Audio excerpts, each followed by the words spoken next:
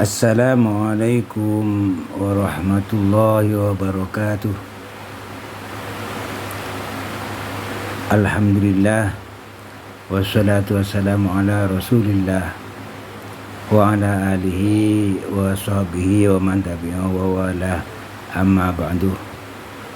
Jamaah rahimakumullah, malam ini kita membahas surat Al-Baqarah ayat 144 tentang kiblat, dan ayat Al-Quran yang mula-mula dimansuh ayat Al-Quran tentang kiblat.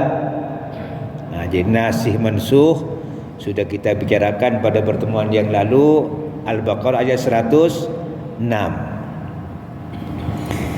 Jadi begitu Rasulullah hijrah ke Madinah, dan di Madinah itu kebanyakan penduduknya adalah orang Yahudi pada waktu itu, sehingga Allah untuk memikat hatinya orang Yahudi, Rasulullah diperintah menghadap waktu sholat ke Baitul Maqdis. Senang orang Yahudi itu, senang. Wah, tuh Muhammad juga menghadap ke Baitul Maqdis. Berapa? 16 atau 17 bulan lamanya untuk menghadap ke Baitul Maqdis. Tetapi orang Yahudi ternyata begitu ada perintah berpindah menghadap ke Baitullah, orang Yahudi malah curiga, ya. Jadi Rasulullah kan pertama menghadap ke Ka'bah sekaligus ke Baitul Maqdis. Begitu pindah ke Madinah menghadap ke Baitul Maqdis, terus pindah lagi ke Baitullah. Tetapi Nabi Muhammad senangnya menghadap ke Baitullah, sehingga terus bermunajat minta kepada Allah. Sehingga Allah katakan, qad nara taqalluba wajhika fis sama. Qad di dalam bahasa Al-Quran itu kalau masuk kepada fi'il madhi mempunyai makna tahqiq, sungguh. Nah, kadang-kadang mempunyai makna taklil, kadang-kala. Di sini walaupun masuk kepada fi'il mudhari, jadi kata kerja yang mempunyai arti sedang, berlangsung atau akan berlangsung. Nah, di dalam ayat ini tetap mempunyai makna tahqiq. Jadi sungguh, kata Allah, qad nara, sungguh kami melihat. Allah betul-betul menyaksikan, Allah betul-betul tahu. Taqalluba wajhika, bolak-baliknya muka kamu, wajah kamu fis sama, menghadap ke langit. Jadi berulang-ulang menghadap ke langit. Allah itu tidak menggunakan kamu menengadahkan tanganmu, tapi mukamu, kata Allah. Karena muka ini kan wakil dari semua tubuh. Bagian penting dari manusia adalah muka. Orang kalau cuma dilihat kakinya susah, ya, lihat tangannya susah. Orang kenal biasanya lihat mukanya. Itu mukanya, itu si A gitu. Makanya Allah menggunakan muka. Kok ke langit? Ya. Langit ini turunnya berkah. Malaikat turun dari langit. Hujan turun dari langit. Jadi Allah memberikan banyak rahmat, berkah turun dari langit. Makanya Nabi Muhammad berulang kali menghadapkan wajahnya ke langit, pertanda apa? Berdoa. memohon kepada Allah agar kerinduannya untuk menghadap kiblat Baitullah di Ka'bah itu, di Masjidil Haram, terpenuhi. Minta sama Allah agar datang wahyu. Jadi yang selama di Madinah ini 16 bulan menghadap ke Baitul Maqdis, saking rindunya selalu minta, kata Allah, aku melihat itu, sungguh aku melihat.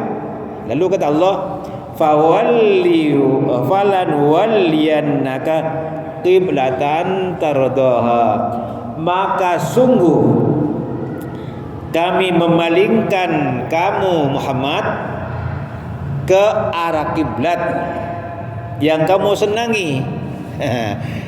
Datanglah perintah dari Allah, doa rupa-rupanya keinginan Nabi Muhammad pas cocok dengan kehendak Allah, artinya doanya dikabulkan.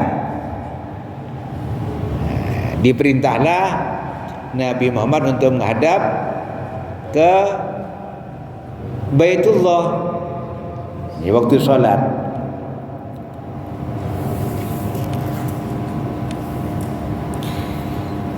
Fawalli wajhaka syatrul masjidil haram, maka palingkanlah wajahmu ke arah Masjidil Haram.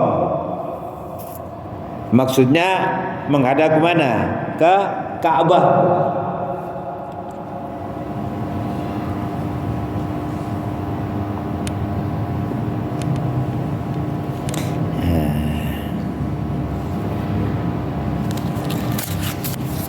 Jadi datang perintah dari Allah, doa Nabi Muhammad diijabah, dikabulkan.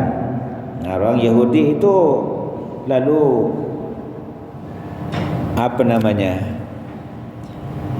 curiga, ya, kok Muhammad ini kok mencela-mencela gitu. Tadinya di Baitullah, menghadap Baitullah sekaligus ke Baitul Maqdis. Begitu pindah ke Baitul Maqdis, orang Yahudi sudah senang, ya, sudah senang. Ternyata hatinya tetap keras. Yang tadinya supaya lunak, Nabi Muhammad diperintah oleh Allah menghadap ke Baitul Maqdis, berarti sama dengan orang Yahudi. Ternyata hatinya keras. Begitu datang perintah kepada Nabi Muhammad untuk menghadap Ka'bah, dia malah tidak ikut.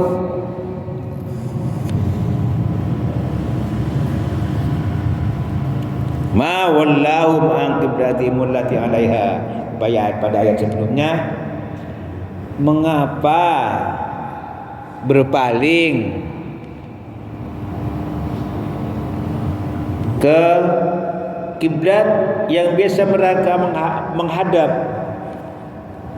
dari Baitul Maqdis, kok berpaling ke Ka'bah? Nah, pada ayat sebelumnya, qul lillahil masyriq wal maghrib, barat timur itu milik Allah. Ini kan yang ngatur Allah. Mestinya sami'na wa ata'na. Nah, di situ kelihatan bandelnya orang Yahudi.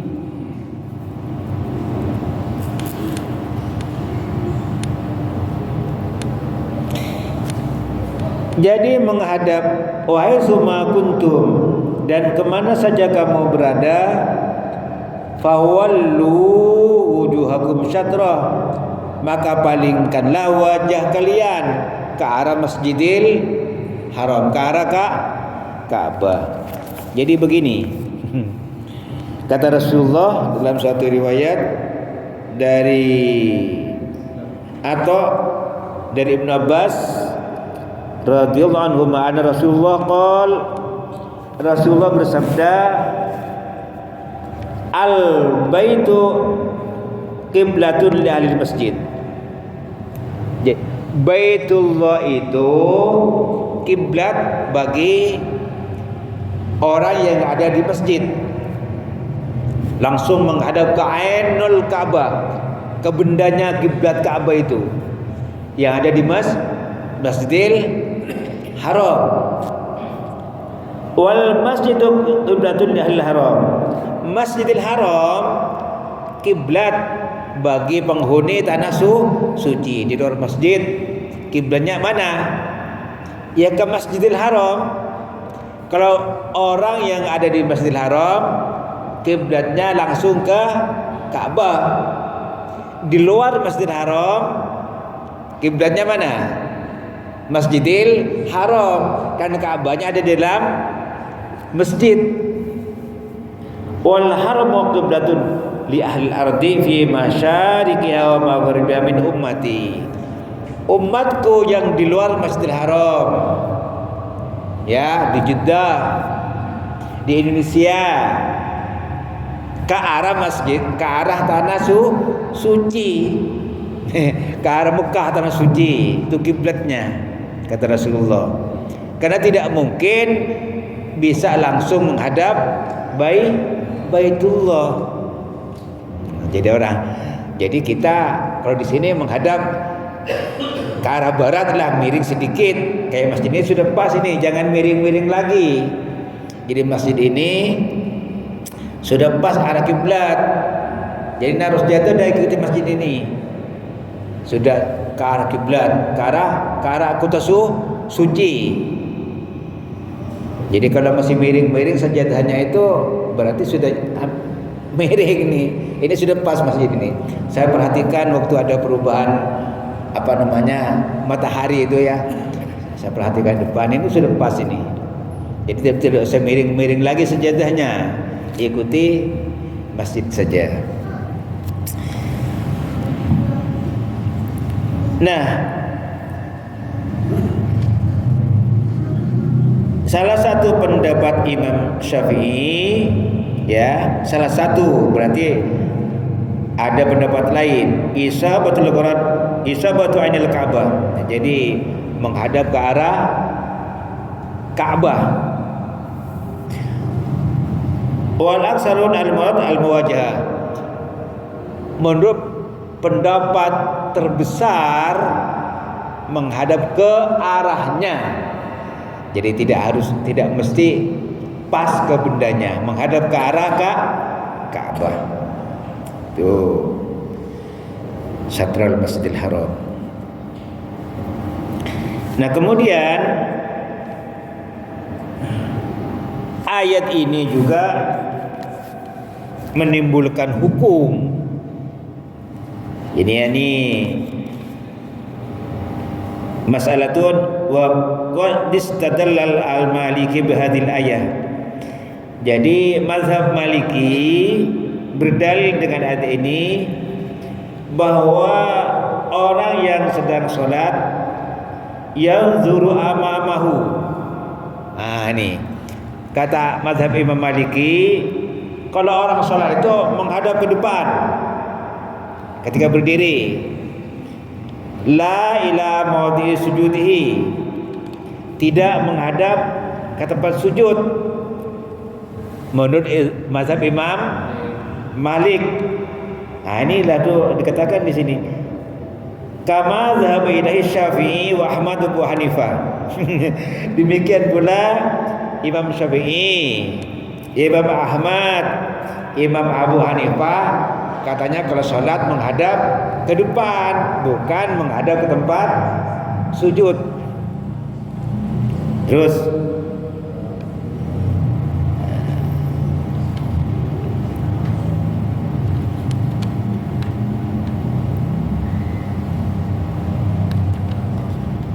qala Syarik, qala ba'dhum, menurut pendapat ulama yang lain, yanzurul musalli fi qibla sadrihi. Menurut ulama yang lain, waktu sholat bukan menghadap ke depan, melihat ke dadanya. Itu pendapat. Yang penting badannya menghadap ke arah kiblat. Wa qala Syarif Al-Qadi yanzuru fi hali qiyamihi ila mawdi sujudihi kama qala jamhurul jamaah. Menurut jamhurul jamaah, orang yang paling banyak berpendapat waktu sholat berdiri kita menghadap ke tempat sujud. Nah, seperti yang kita biasa kasih tahu, kalau sholat tuh lihat tempat sujudnya. Ini menurut pendapat terbanyak daripada umat, daripada jemaah. Ada itu yang kita ikuti. Alasannya akan lebih menimbulkan rasa khusyuk dan tunduk. Jadi mata enggak kelihatan, ke depan tuh banyak macam-macam tulisan, ya. Nah, jadi menurut kebanyakan jamaah, kita waktu berdiri sholat nunduk, kepalanya melihat tempat sujud. Berarti enggak ikut Malik, enggak ikut Syafi'i, enggak ikut Ahmad, tapi ikut pendapat jamaah yang paling banyak dari kalangan umat. Terus ini ada juga ini dalam satu riwayat. Terus kalau rukuk menghadap ke mana? Kalau menghadap ke tempat sujud kan agak-agak kepalanya kada nih. Dah. Ila mawdi'i qadamaihi, ke tempat kedua kakinya. Nah, jadi pas memang ya. Jadi ila mawdi'i qadamaihi itu ketika ruku. Terus ketika sujud ila mawdi'i ke tempat hidung. Yang gitu. Wa fi hali qudi ila hijrihi. Ketika duduk melihat ke mana? Ke pangkuannya. Jadi dia normal ya. Jadi kalau berdiri melihat ke tempat sujud, kalau ruku melihat ke kaki, kalau sujud melihat tempat hidung, kalau duduk ke pangkuan. Makanya asyhadu an la ilaha illallah itu kita lihat kan ujung jari. Ini di dalam Ibnu Katsir seperti itu.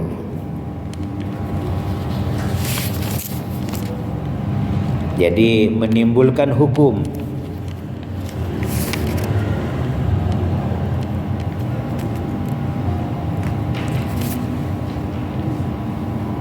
Terus wa innal ladzina utul kitaba, dan sesungguhnya orang-orang yang diberi Alkitab, nah, yang menerima kitab suci siapa? Yahudi dan Nasrani. La ya'lamuna, sungguh mereka mengetahui, annahu, sesungguhnya perubahan kiblat itu mereka tahu al-haqqu benar mir rabbihim, dari Tuhan mereka. Jadi mereka tahu dalam kitab sucinya itu tentang sifat-sifat Nabi, bahwa nanti akan ada Nabi akhir zaman, khatamun nabi, khatamun nabiyyin, penutup para nabi. Nanti solatnya menghadap ke Baitullah. Mereka sudah tahu sebenarnya, karena itu dijelaskan dalam kitab-kitab suci mereka dalam Taurat dan Injil. Tapi ketika terjadi perintah Allah perubahan kiblat, mereka pura-pura enggak tahu. Jadi pura-pura enggak tahu.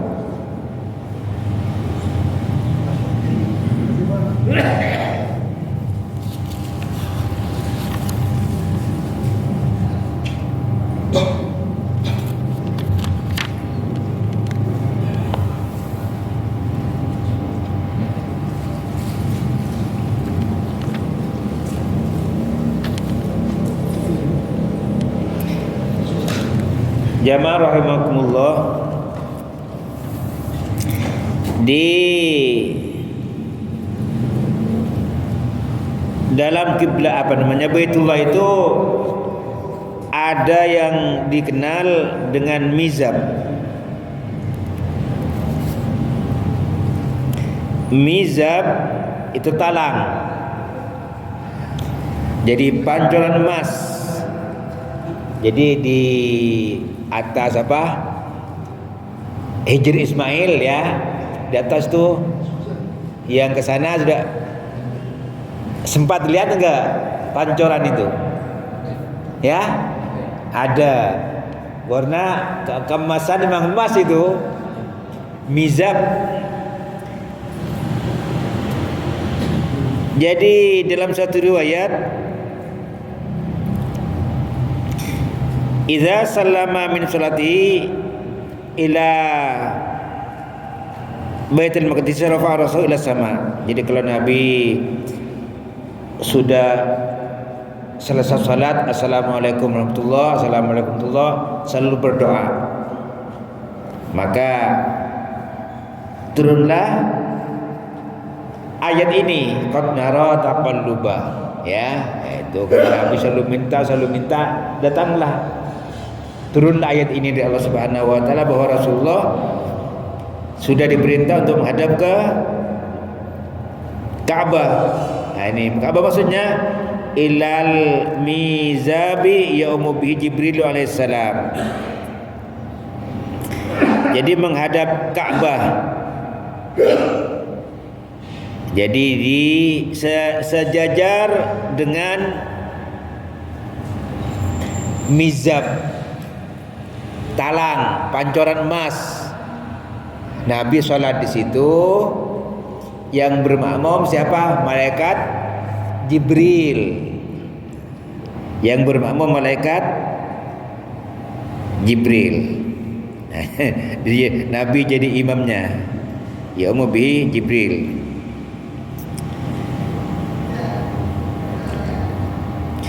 Dan dalam satu riwayat yang lain dari Syu'bah dari Ya'la bin Atha dari Yahya bin Qattah, ra'aitu Abdullah bin Amr jalisan bil Masjidil Haram.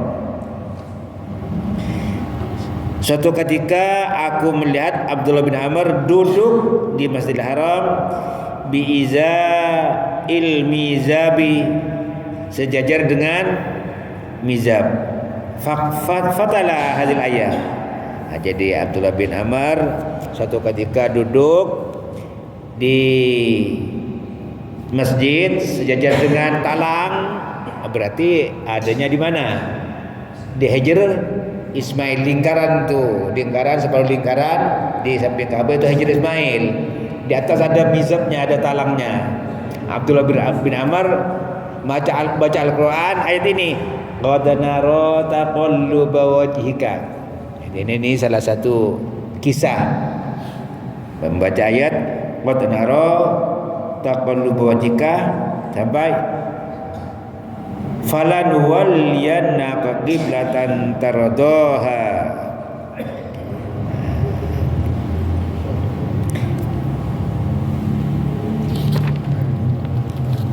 Wa mallahu bighafilin amma ya'malun. Allah itu mengetahui. Wa mallahu bighafilin. Allah tidak lalai. Allah mengetahui, Allah tidak lalai. Jadi semua yang mereka kerjakan diketahui oleh Allah. Yang taat Allah tahu, yang tidak taat Allah tahu. Nah, termasuk sikap orang Yahudi yang menyimpan, merahasiakan pengetahuannya tentang sifat-sifat Nabi Muhammad. Yahudi yang menyimpan pengetahuannya tentang akan adanya perubahan kiblat. Allah tahu itu. Allah tidak lalai, Allah tidak lupa. Maksudnya gimana? Nanti akan ada balasannya berupa azab dari Allah. Ya, termasuk kita juga, apa yang kita ketahui lalu kita pura-pura enggak tahu. Ada perintah pura-pura enggak tahu. Nah, itu nanti akan diazab oleh Allah. Jadi kalau ada perintah semampu kita laksanakan. Ada larangan semampu kita berjuang, kita tinggalkan. Karena Allah tahu, Allah tidak lalai. Wa mallahu bighafilin. Allah enggak lalai, Allah enggak akan membiarkan, akan ada balasannya nanti yaumil qiyamah.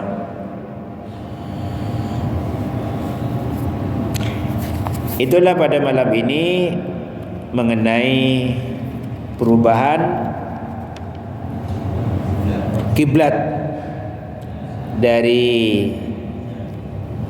Baitul Maqdis ke Baitullah di Madinah, dan ternyata juga ini ada aspek hukumnya tadi, menghadap ke arah kiblat tidak mesti dengan mukanya, yang penting badan kita menghadap ke arah kiblat, mukanya melihat tempat sujud. Itu menurut terbesar pendapat jamaah, dan selama ini itulah yang kita ikuti. Jadi kalau di Masjidil Haram, di dalam masjid langsung menghadap ke Ka'bahnya, di luar masjid menghadap ke masjidnya, di luar tanah suci menghadap ke arah tanah suci. Kan di dalam tanah suci ada masjid, dalam masjid ada Ka'bah. Jadi tidak pas lempeng dengan Ka'bahnya, kena sebagian dari tanah suci, arahnya tanah suci sudah sah. Nah, itulah apa nama syatroh. Nah, tidak mestikah ainul Ka'bah itu untuk di luar, tapi di dalam Masjidil Haram lihat ya, kita harus lempeng ya, jangan lihat pinggirnya Masjidil Haram, harus lempeng ke Ka'bahnya, karena kita ada di dalam Masjidil Haram. Jadi kalau Masjid Ka'bah di sini, kita jangan lihat ke sampingnya, menghadap ke sampingnya, enggak sah salatnya, mesti ke ainul Ka'bah. Tapi kalau di luar Masjidil Haram, udah yang penting menghadap ke Masjidil Haramnya, udah sah. Kalau di luar tanah suci, yang penting ke arah tanah suci sudah sah, karena di dalam tanah suci ada Ka'bah. Jadi tambah jauh, tambah luas itu arah kita menghadapnya. Itu saja barangkali. Al-Fatihah. A'udzubillahi minasyaitonir rajim. Bismillahirrahmanirrahim. Alhamdulillahi rabbil alamin. Ar-Rahmanir Rahim. Maliki yaumiddin.